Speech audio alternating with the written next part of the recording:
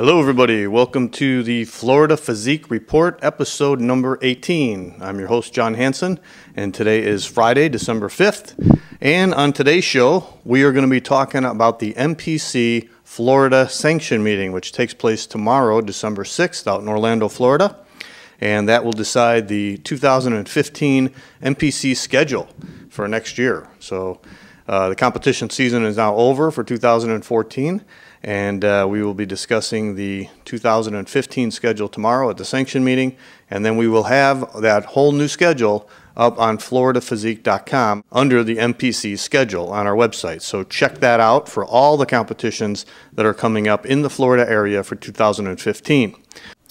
And then immediately following the Sanction meeting tomorrow at 1 o'clock at the Rosen Center Hotel in Orlando, Florida, there is going to be a seminar called a Learn from the Pros seminar that's going to be presented by Deke Warner, himself a promoter and judge in the Florida area, of course. There's going to be 6 professional IFBB athletes who are going to be giving a seminar that's going to be especially for the amateur competitor, so you can learn from the pros. Candice Keene, IFBB pro figure competitor, who was winner at the Arnold Classic and second at the Figure Olympia, she will be there, along with Danny Reardon, IFBB pro women's physique competitor, a very up-and-coming star. Jamie Baird, who is an IFBB bikini pro, and her husband Edward Baird, who is an IFBB pro men's physique competitor. And then Tara Ramos, IFBB pro figure competitor. She just made her pro debut this year and did really well, placing 5th in 2 shows. And finally, Ryan Padaraki, who is an IFBB pro men's bodybuilding competitor, and he also just made his pro debut at the Ferrigno Legacy contest about a week ago. So all 6 of those athletes will be there. They're going to tell you about nutrition, about training, about posing, and about their experiences as an IFBB professional. So you really want to go check this out. It is tomorrow, Saturday, December 6th at 1 p.m.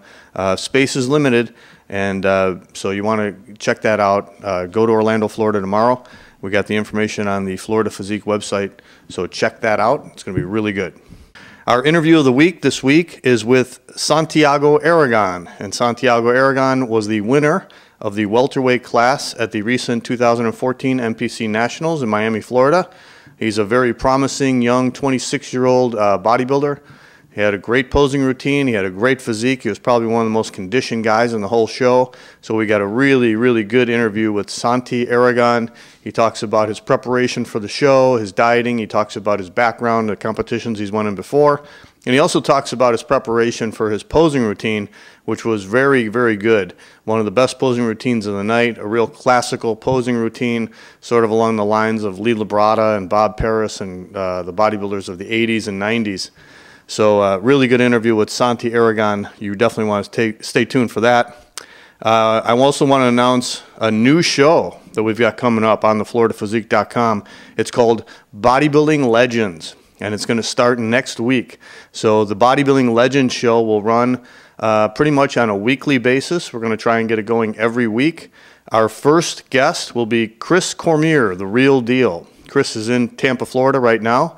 And we had a great interview with him where he talks about his career, talks about some of the guys he's competed against, talks about some of the backstage stories. You're going to really want to tune into this interview. That will take place next week. It's called Bodybuilding Legends, so stay tuned to floridaphysique.com for that show. We're going to have some great bodybuilders, some great interviews coming up over the next few months.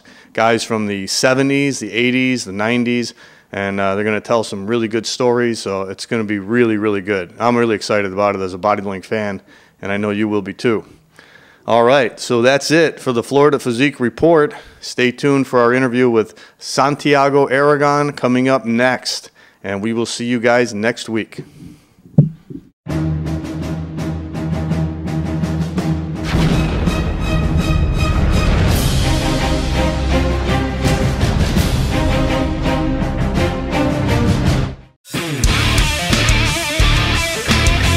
Hey, this is Derek and Eric, DNC Boys Live.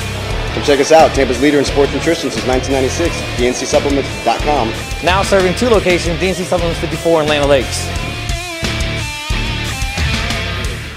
All right, welcome back to the Florida Physique Report, and my special guest today is Santiago Aragon, who was just the winner at the welterweight class at the MPC Nationals, and he is now the new pro from Florida.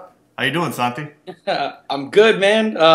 Good to drink and eat as much food and water as I want. Yeah. I bet you had a good Thanksgiving, huh? I had an exceptional Thanksgiving. Thank you. So, Santi, tell us a little bit about your career. Let's start with that. You said you've been competing for about 8 years or so. You're still a young guy. You're only 26 years old. When did you start competing? What got you into bodybuilding? Honestly, I didn't really anticipate into just getting. I kind of fell into bodybuilding when I first started. I was a AAA hockey player for 10 years before I actually started bodybuilding in Florida. If you're from Florida, you know, like right around, I think it was like 96, 97, the Florida Panthers just got to the finals, the Stanley Cup finals. And then this huge wave of talent of hockey players from South Florida just came out of nowhere. Yeah. I picked up hockey at that time, and I started playing travel hockey. I started going to Michigan, all these crazy places, and I was doing it for 10 years. After that, I kind of, going into college, I felt like I wanted to experience the college experience, and I didn't want to live that lifestyle anymore. And, you know, we did a lot of conditioning for sports, but we didn't really, you know, we didn't do specific muscle groups or anything like that. Everything was kind of sports-specific exercises. Right. So with that being said, I kind of just started picking up magazines and started learning how to train muscle groups instead of conditioning. Okay. And with that, I kind of started, you know, getting that interest into bodybuilding, and you know, one thing leads to another where you're just a competitive at nature. I was, you know, playing hockey for 10 years, and now I'm not doing anything competitive. Yeah. And I had a lot of people telling me like, yo, you know, you got some good legs. You should probably try to build up your upper body and see if you could do some shows. So I took that advice, and I just went ahead and did my first.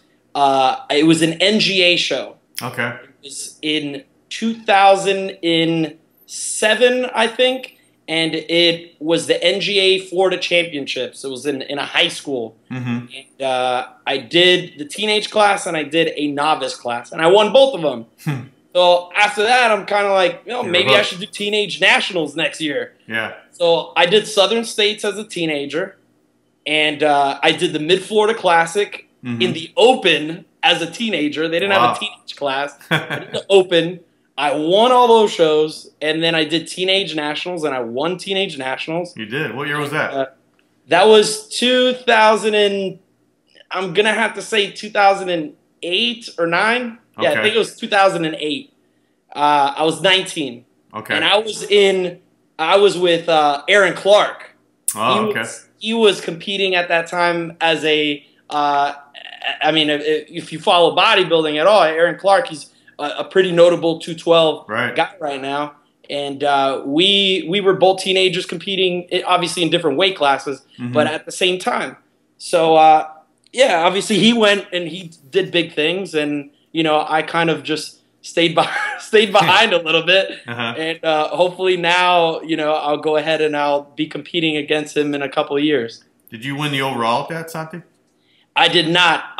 My good friend Avilio won the overall to that show. He won Southern States 2 weeks before the overall, beat my butt, and then he handed it to me again at nationals again. So he won that show. He won both overalls. Yeah. So for the last 5 years, what have you done competitively? Just competing more in the local area, or? No, I always thought that I always felt that once I did shows like that, I never understood why people would do national shows and then go down to like a level 3 show. Yeah. I never understood that, because if you could still place within, I would even say top 10. Yeah. Yeah, I mean, definitely if you're placing top 5 in a national show, you have no place to be in a level 4, level 3. I mean, at that point, you're kind of just trophy chasing. Yeah. At that point, you know, you're at a different level. So what I did is I took some time off. I took 2 years off after. Well, I went in 2010. I linked up with a he's here at a Porky's gym, Yano Garcia. Okay. In Porky's gym. This was in 2010, and we did Southern States and we did USA's that year. I was a welterweight. I went into Southern States. I was the best condition at the time. I mean, I was shredded. Mm-hmm. And we tried to make a lightweight class, and we missed the lightweight class by 2 pounds. Wow. We're like, we're not even going to try to cut these 2 pounds. You might as well just stick to welterweight. Right. So I stayed at welterweight. We went ahead, and I was just such in great condition. It really didn't matter what my weight was. I won that class, and then I got second in the overall to David Riley, which is, again, a very, very good Florida athlete, right. David Riley. And I went ahead and I went into USA's that year. But it was the first time that I did a 2-day show.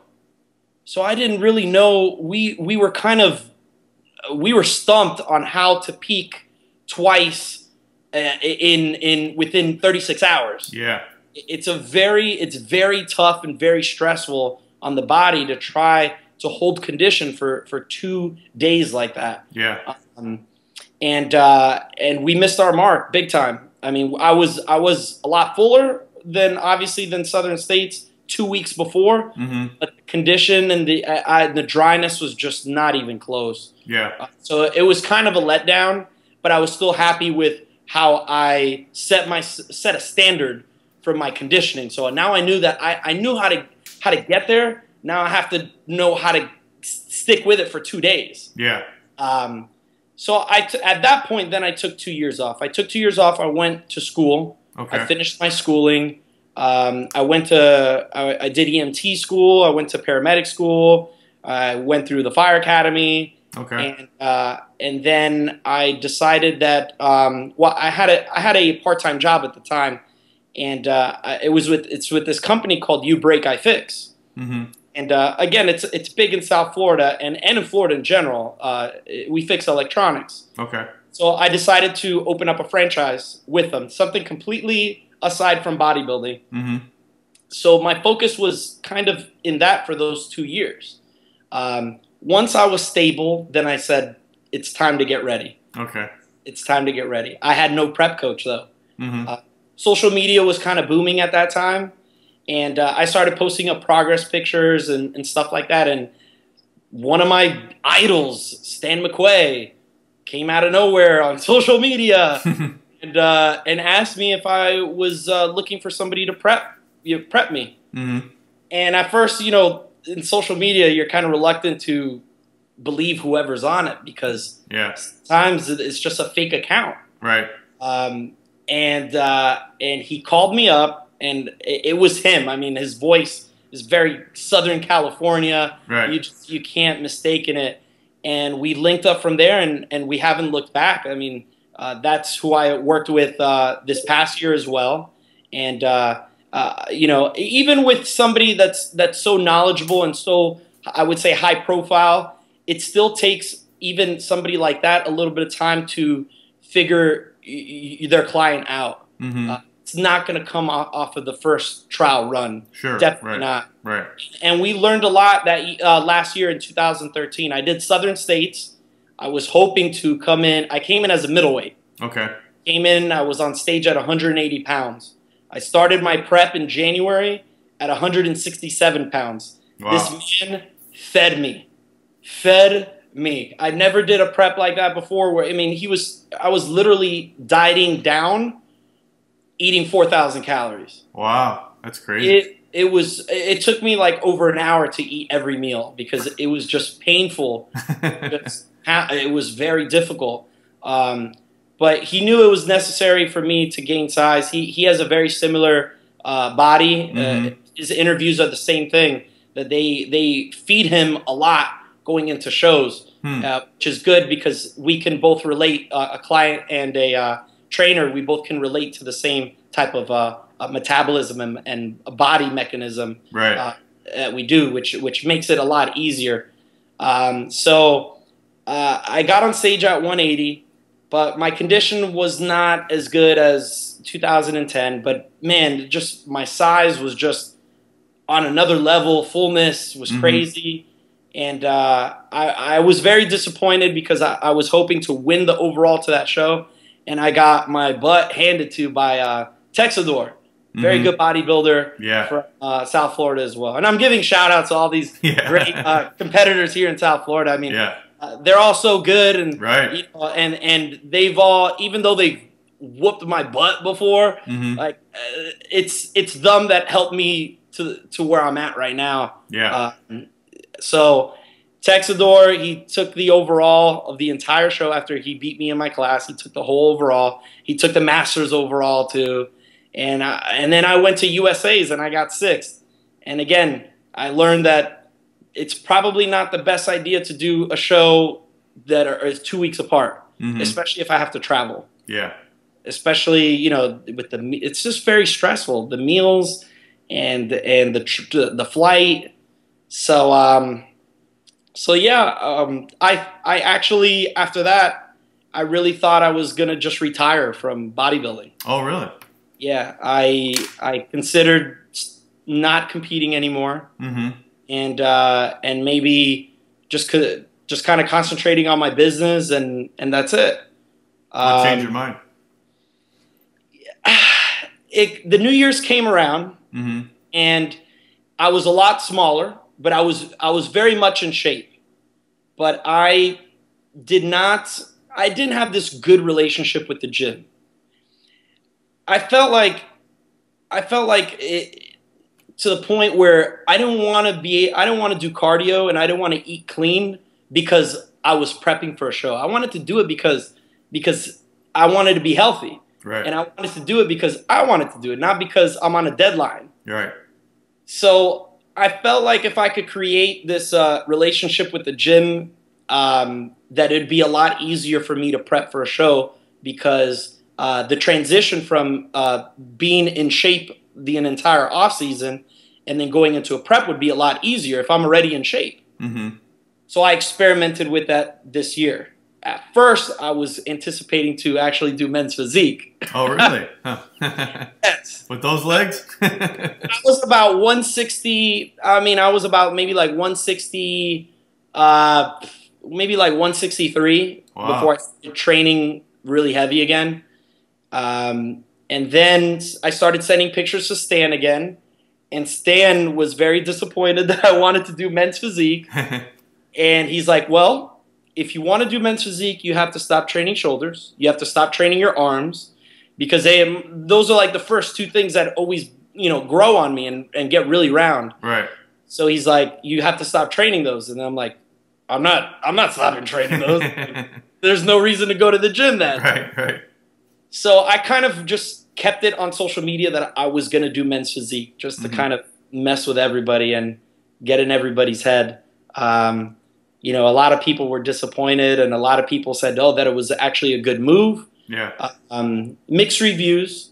And at that point, they had announced that Nationals was going to be in Miami. And I felt like that was like just the calling right there. And I said, this is it. This is the show that I'm going to do. And I told Stan, I'm like, we're prepping for Nationals. I'm going to be a welterweight. I don't want to be a middleweight. I'm going to stay lean the entire offseason. And I kept myself about 8% body fat the entire entire year. I would say from July into the show, I was about, you know, 8% is where I started 12 weeks out. And yeah, we went ahead, and, you know, it was tough because you're already so lean and you're ready for the show, but you still got to lose 5 pounds to make weight. It wasn't very easy, but it paid off at the end with the conditioning. I think. So that's pretty much the story of that.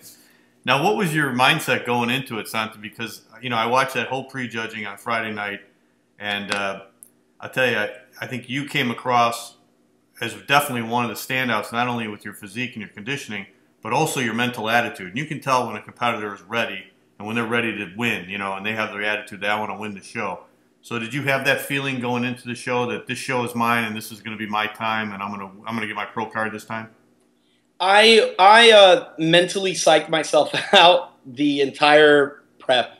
As some competitors know that you have a lot of alone time especially when you're doing cardio. You have a lot of alone time to yourself, a lot of alone time in your thoughts. And I was always reassuring myself that this is meant to be. It's in my city. It's in my town. Yeah.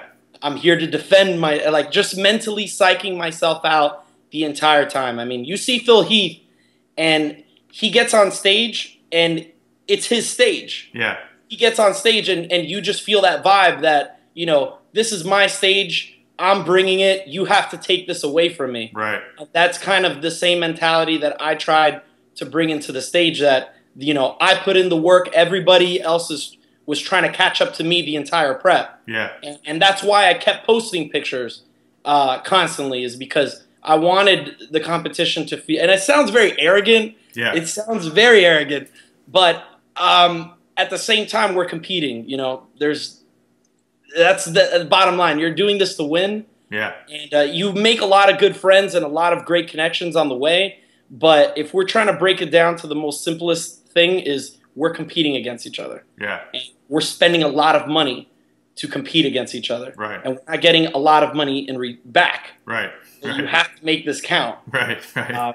You have to make this count. So I would just psych myself out a lot. If you saw some of my videos with like RX Muscle going into, you know, there was a couple times me watching it now, I'm like, damn, if I didn't know this guy, I would think he's an asshole. I would think he's a jerk. Right. But at the moment, again, it was that mentality, that psyching out mentality, that I knew that if everything fell in line, that I was not going to get beat, at least at that weight class. Right. That it was going to be very tough for me to get beat.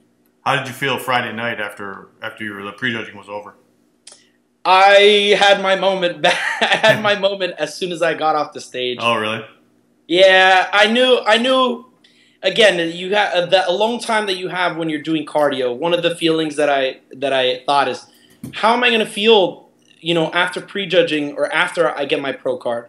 Like, how am I going to feel after I get that trophy? How am I going to be like, yeah, like I knew it, or am I going to just finally, you know, break down and be like, wow, you know, all the hard work and all the sacrifice that I put into this, it paid off. And I think at that moment, all the stress and all the, you know, it would just finally kind of, you know, ease me, and I had my moment backstage alone, and it made me feel, it made me look a lot better and fuller the next day because I wasn't so stressed out. And yeah, I mean, it was very emotional for me. You know, I had a lot of things go on last year with my prep and my personal life last year. Right. And for me, it was a moment that I just felt like I can do anything now. If I can do this, then I can do anything. I really felt that way. Yeah, that's awesome.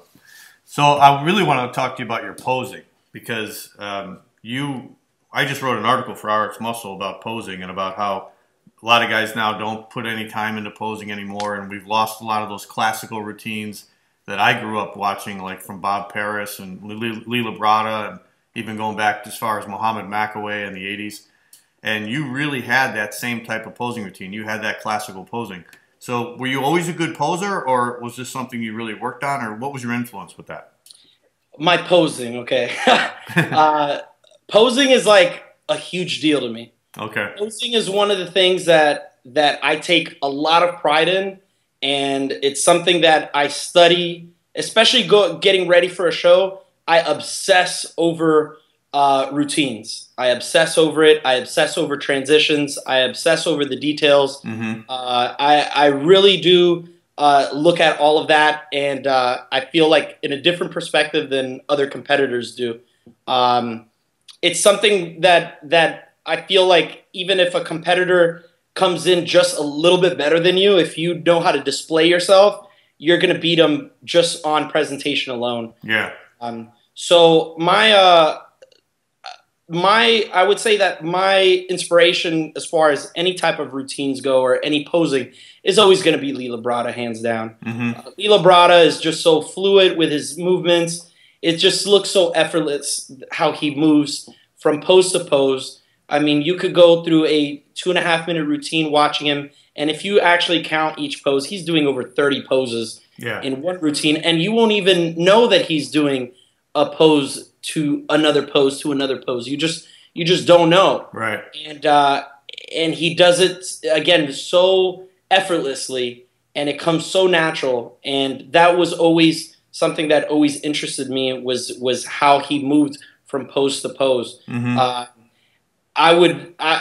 no joke, I would get on my iPad and I'd go on YouTube and I'd tab every single posing routine that he would have on Olympia, and I would just go watch one, then go to the next tab, watch another one, and go to the next tab. And I just study it over and over and over again. And this started even back when I was a teenager, when I was competing as a teenager. If you look at some of the pictures when I was a teenager, like on Muscular Development, RX Muscle, I was hitting a lot of those classical poses at that time. You know, now it's more refined. Now that I've practiced, I've had more time to practice them over the years. But you could see that the inspiration was there, and that with refinement, that with some time, that those what they are today. A lot of people, their posing routines aren't done until a week before the show. I know. Mine was done 3 months before the show. Right. My music was done 3 months before the show. Yeah. My routine was done 3 months before the show. When I'm on doing cardio, I'm playing my music routine so that I can visualize all the movements. So it looks like I'm not even thinking about what my next pose is going to be going up on stage from one pose to another. And this also goes with my guest posing spots. I don't know if you've seen any of my the Gladiator one is the most notable one that I have on YouTube. Yeah. That one too it took me 3 months to come up with that routine. I had to cut a lot of music, chop up a lot of music together, get scenes from the Gladiator movie, props. I mean, it's a whole thing. But again, bodybuilding is not only a sport of muscles, it's also a presentation and display. Right. And it's an art form. So with all those elements together, you know, it's a work of art. Yeah. And you really don't see that too much anymore. No, you don't. And I think that when you do get one competitor that does have that pop with a routine, that it does stand out. You know, I have to say I did have my doubts on some of the poses that I was doing in the prejudging before I did them, because I thought that, oh, maybe this is too much for prejudging, like, you know, the Lee Labrada one on top, and just some of the poses I thought that maybe the judges would be like, well, we want mandatory poses. Like, what is this guy doing? But I'm like, this is my personality. This is what's going to set me aside from everybody else. So I'm just going to do it, and the hell with it. Yeah. Well, I can't tell you how glad I am to hear that, because, you know, that's the way we used to do it back in my day. We used to practice our routines for 3 months before the show, figure out what music we were going to get, really work on our transitions. It was like a pride thing. Like, everybody wanted to have a good posing routine because it was a matter of pride, you know, as well as coming in condition and then having a good posing routine. So it's great to hear a young guy like yourself who appreciates that and has worked for, you know, so long just on his routine. That's awesome to hear that. I feel like some of the judges or some of the promoters, especially in Florida, they should start giving out, you know, best posing routine. Like, you know, maybe not give a money compensation kind of thing, but if they have a sponsor, you know, like a supplement sponsor, you get like $250 worth of supplements, you know, at least so that maybe a handful of people actually try to work on a routine. Maybe they're not going to win their class, but at least they could come up with it, even if it's not a classical routine, just something that's entertaining in itself. I feel like something like that would at least get some competitors a little bit more, you know, a little bit, what's the word that I'm thinking of? Incentive to actually practice a routine and actually work on their posing. Yeah, because I think the bodybuilders at the local level, they're all learning from the pros, and they're all learning from the people above them. So if those guys aren't putting any effort in their routines, it filters down. And then, you know, back in the day when we had guys like Lee Labrada and you know, Bob Paris and Mohammed McAway and stuff, we would learn from those guys. Even guys like Lee Haney, you know, he had a great routine. All those Mr. Olympia guys back then had great routines. So we learn from those people and it filters down. So hopefully you can start a new trend now and inspire a lot of these younger guys coming up. You know? I hope so, because I got a lot of great feedback on the routine. You know, I begged the lady backstage that was doing the music, because you can't really do, first of all, during prejudging. Let me start here. During prejudging, on the flyer it says you get 45 seconds non-music routine. It's a non-music routine, 45, even though they have like little background music playing. Yeah. 45 seconds. So I'm there backstage, and you know, Armando Armand, he's in front of me. He's number 50 and I'm 51. Okay. And they're telling us, you know, they're going over the way that prejudging is going to go right before we get on stage. And I guess they had a delay for prejudging, and they said, okay, we're cutting the 45-second routine now to 30. I'm like, what am I going to do in 30 seconds? Like, I'll hit two, 3 poses in 30 seconds, and then we're done. Yeah. I'm like, man, and I worked on this 45-second routine to make sure it hit 45 seconds on the dot. Right. I was kind of like really disappointed. And Armando goes on first, and he starts posing, and I'm like, okay, this is definitely way over 30 seconds. I'm like, he went over 45 seconds. Yeah. I'm like, screw it. I'm going to just do the whole thing. Push the I'm envelope. going to build this thing. They're going to have to tell me, thank you, like, get off the stage. Right. I'm just going to roll with it. So I just went and I rolled with it, you know. Luckily they didn't have like a guy with a hook back, you know, pulling me off. And the night routine as well. The night, you know, you can barely do anything with a minute routine with music. You really can't. Yeah. So I pushed it to the limit, and I did. It was mine. I think was like almost a minute and 40 seconds. Mm-hmm. And I went ahead and I begged the lady in the back. I'm like, please, it's a little bit over time. Let it roll. And she's like, how many seconds is it over? I'm like, 15 seconds over. And it's like a minute and 40 seconds. And they just let it. Thank God they just let it roll too. Wow, that's great. They didn't cut me off. But I think that's another thing is, you know, they're cutting the times a little bit. Yeah. And now the routines, there's really no time to even pose. It's like you get on stage, you hit a couple shots, and then you get off the stage, and then it's over. Right. Well, it was a great routine, and I'm glad you did it. And I think, like I said, I think it's going to inspire a lot of people in the future to hopefully emulate you and then work on their routines a lot more. The next thing I wanted to ask you about was we're in this whole social media craze now. And we just had a discussion on this, I think, on RX Muscle, or one of the message boards, or one of the forum boards last week. And we were talking about how magazines are now dying. You know, and back in my day, everybody used to promote themselves through the magazines. And the people that were featured in the magazines were the main guys being promoted. But now the magazines are sort of going down. And everybody's on the internet, and everybody's promoting themselves through social media. And I thought you did an excellent job of promoting yourself on Facebook and on social media, you know, going after RX Muscle and getting some videos done and stuff. So tell us, did you have a plan for that, or were you just, you know, because like you said, I don't think it's being too aggressive to do that. I think you have to do that to stand out. You're going in a contest with over 950 people in the Nationals, and people did know your name, I think, a little bit going in, and I think that really helps to stand out. You brought the conditioning, you brought the posing. But how did you promote yourself through social media? Well, promoting a couple things, a couple different things. I'll touch on this. Social media sometimes is a double-edged sword, because you could promote yourself to the amounts that I was doing, and then you look great on social media, and then you come on stage and you look like crap. Yeah. And then it's a huge letdown, and then people aren't going to take you serious after that. So it's a double-edged sword, because now you're putting pressure on yourself to make sure that you come, you know, on point. So it is a little bit tough, you know, when you build yourself up and you build hype like that. Yeah.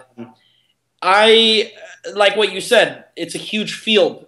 It's a huge field out there, and I felt that to come into the show with a little bit of momentum like that would benefit me. And this is something that all competitors I think should do, is a lot of self-promotion.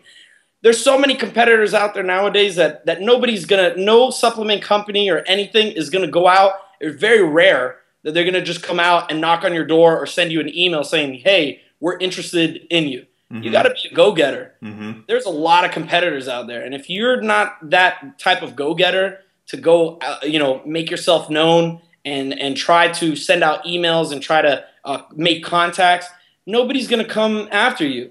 It's just there's too many people out there. It's different. Maybe it was different back in the 90s because it was a smaller group of people, and at the same time there was no social media.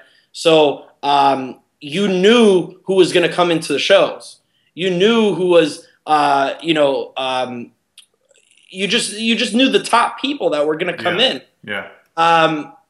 That's the tough part, and I feel that every competitor, like I said, every competitor should be out there promoting themselves, especially if they want to be maybe one day sponsored by a supplement company or something like that. Supplement companies and all these companies nowadays, they won't look at you unless you have some type of following. Yeah, that's it's true. Just the reality now. Yeah. It sucks, but it's just the reality. I mean, you have to have at least 10,000 followers for you to get, so you could be the best athlete. Yeah. But at the same time, it's a business. If I'm a businessman myself, so if somebody comes in, to do a repair and they tell me, "Hey, let me get the repair for free. I have 20, 30,000 followers on Instagram and I'll promote you," I'd be like, "Hell yeah, of course." Mm-hmm. I don't care what it is. Right. Somebody else comes in, with 200 people. I'm probably going to be like, "No." Right. Right. So it all comes down to business at the end of the day. So how did you do it then, Santi? Because now everybody, like you said, we're in a social media world now, and everybody has the ability to do it. When I competed back in the 80s, 90s, the only way I could promote myself was I had to literally write letters to the magazines and send it out. We didn't have email back then. And that's the only way I could get into the magazines. But now anybody can film workouts.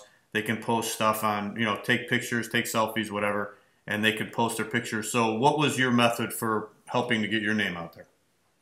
I think it was just using different platforms, not just using Instagram. I used Facebook. I used my Facebook fan page. I posted up videos.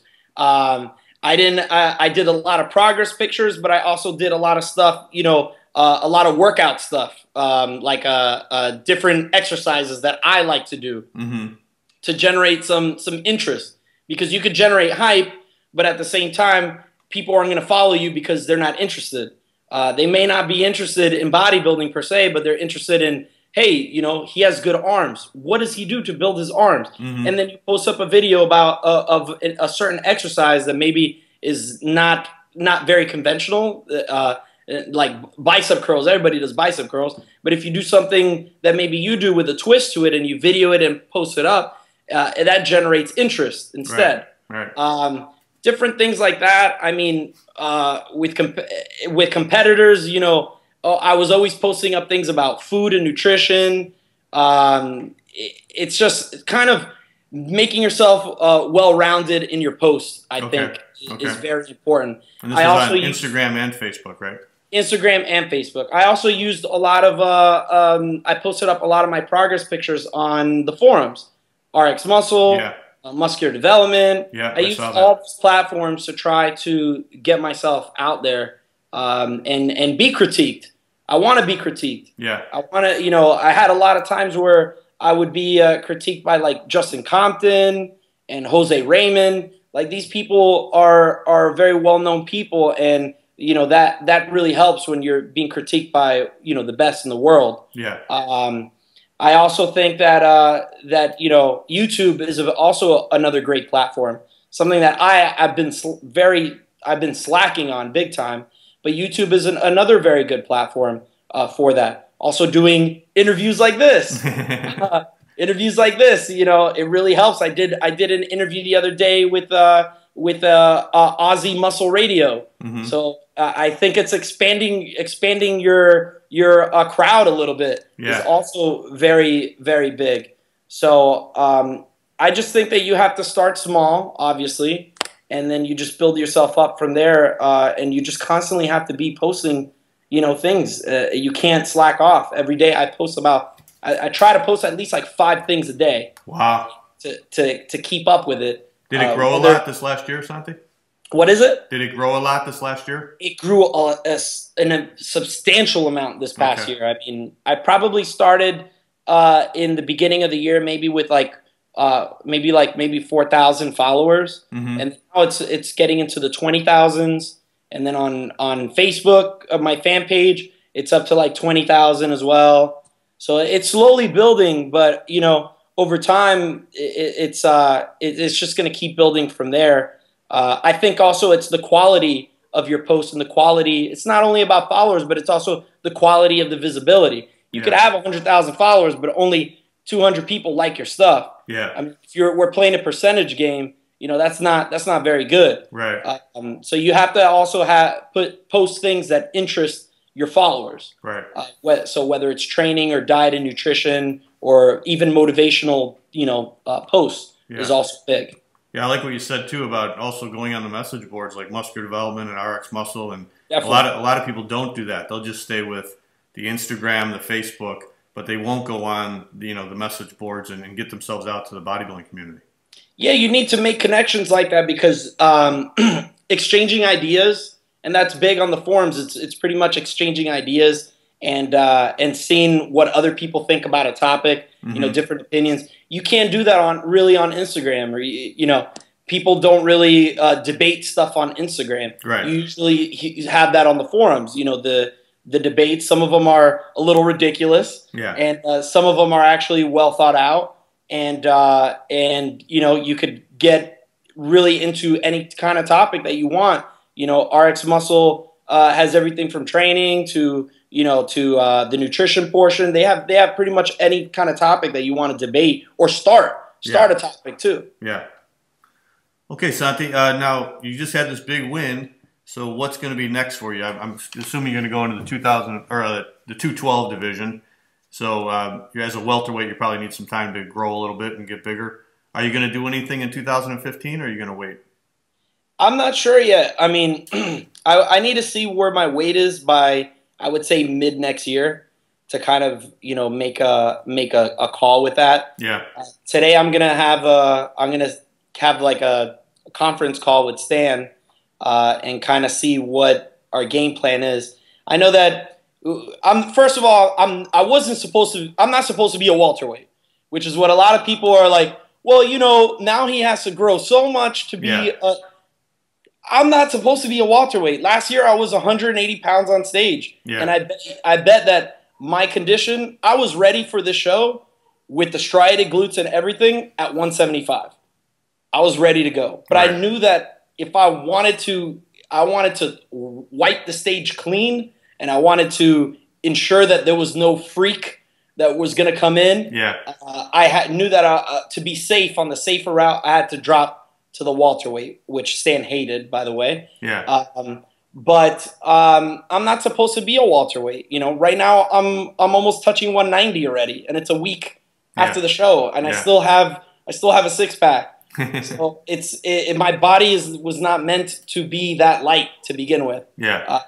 It was craving to grow.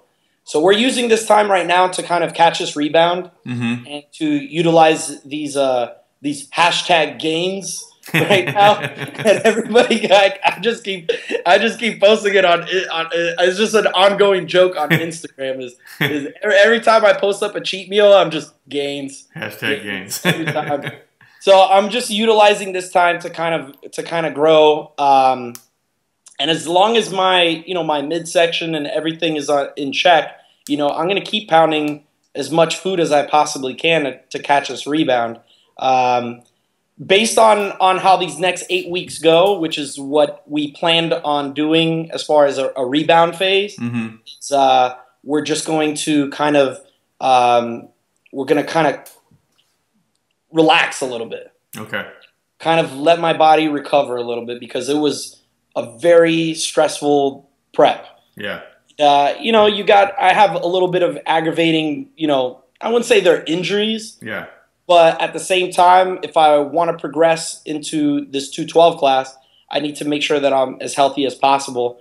You know, I'm going to go, you know, see a chiropractor, make sure that my back, everything's on point with my back. Right. You know, just standard things to make sure that my health is the #1 priority at this point. Yeah, so smart. after that phase, we'll have like maybe a 4 or 5 month phase where I'm getting, you know, massages regularly. I'm getting my back aligned regularly. I'm getting stretched out regularly because, man, my hips right now, after I put on this weight, my hips are just as stiff as a rock right now. Yeah. And my lower back is very stiff. So I want to get all these kinks out first before we start hitting it hard again.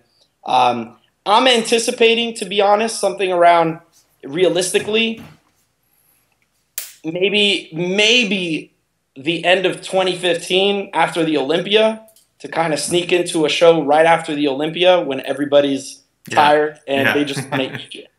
But if I'm gonna do it right and the way that I want to do it, and I don't have any pressure from any sponsors or anything, it'd definitely be the 2016 Europa. Okay. Okay.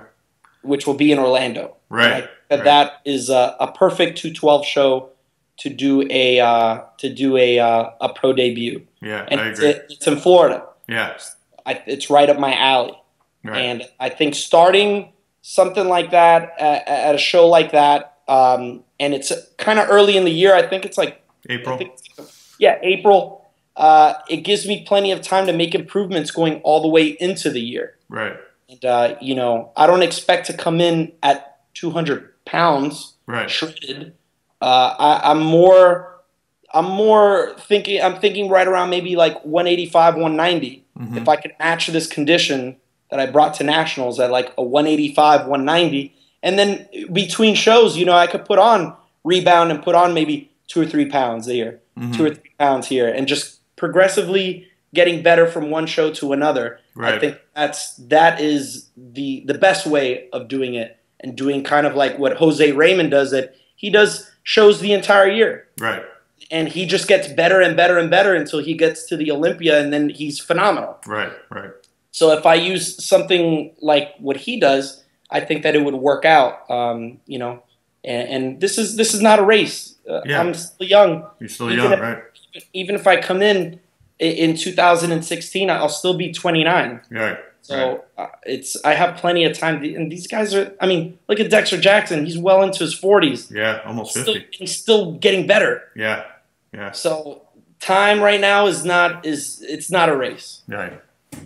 All right, Santi. Well, we thank you for joining us on the Florida Physique Report. I think you got a great future, and I think you're a real bright spot in the sport. I was just with Peter McGuff last weekend having lunch, and we were both talking about you, about how you were one of the standouts of the Nationals. So we really look forward to seeing your career, and congratulations coming from the Florida area.